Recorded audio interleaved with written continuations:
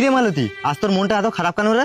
স্বামী, আমি যে বাড়িতে কাজ করি, দিদিমণি, আমি যদি কোনো অন্যায় করে থাকি তাহলে আপনারা আমাকে দুটো কথা বলুন, কিন্তু আমি তো কোনো অন্যায় করিনি, তাহলে কেন আপনারা আমাকে এসব কথা বলছেন? মালতী, আর একটাও বাজে কথা বললে না ঘাড় ধাক্কা দিয়ে তোকে এই বাড়ি থেকে বের করে দেবো। মালতী, এই নে তোর মাসের মাইনে 2000। দাদাবাবু, আমার তো মাসে মাইনে 7000 টাকা, আপনি আমাকে 2000 টাকা দিচ্ছেন কেন? চুপ কর, কাজের ফাঁকি পাচ্ছিস আর 7000 টাকা মাইনে আশা করিস? এটাই নিয়ে রাখ, আর কাল থেকে সকাল সকাল কাজে চলে আসবি। ও এই ব্যাপার। আচ্ছা মালতী, তোর দাদাবাবু কোনোদিন দেখেছে আমাকে, চেনে আমাকে? না না, ও তোমাকে চিনবে কি করে? ও পুরো তো ঘর থেকেই বেরোয় না। আচ্ছা আচ্ছা মালতী, তুই কোনো চিন্তা করিস না, কালকে এর ব্যবস্থা একটা করবো আমি। বাবু বাবু, দুটো ভিক্ষা দাও না বাবু। সকাল সকাল এবার ভিখারিগুলো আমাকে জ্বালাতে এসছে। এই মালতী, এই ভিতর থেকে একটু ভিক্ষা নিয়ে তো, এই মরকট ভিখারিটিকে একটু চাল দে।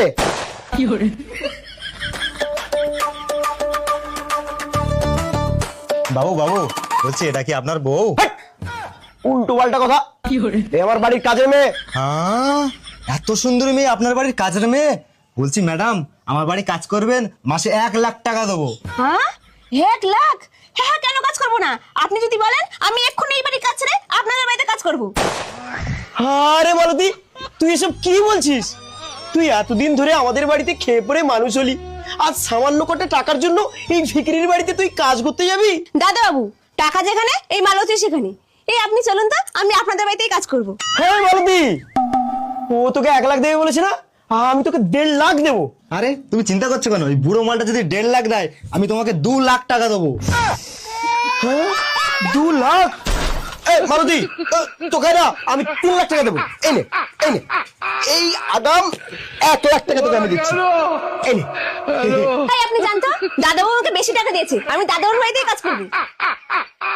দাদাবাবু, 3 মাসের মাইনে বাকি আছে, আর যদি আপনি টাকা না দেন তাহলে কিন্তু আমি এই ঘরের কাজ করব না। আরে তুমি আমার গয়না নিয়ে কোথায় যাচ্ছ? এই চুপ কর। এই নে মালতী, এতে অনেক গয়না আছে, বিক্রি করলে তুই 6 লাখ টাকা পাবি। আর 3 লাখ?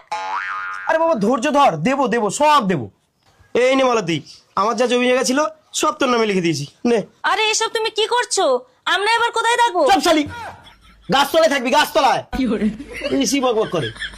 যা মালতী, তুই গিয়ে চুপচাপ কাজ কর, যা। কোনো চিন্তা না মালতী, হ্যাঁ আমি তো আছি। আরে ম্যাডাম, এখন ওই ভিখারি মালটার কাছে পড়ে আছেন, চলুন আমার বাড়ি কাজ করবেন, এ আর আপনাকে মাইনে দিতে পারবে না। এই মালতী, তুই এসব লোকের কথায় কান দিস না তো। এখনো আমার দুটো আর তোর দিদিমণির দুটো কিডনি রয়েছে আমার হাতে। দেখলেন তো বন্ধুরা, এই হলো অহংকারী মানুষের ইগো।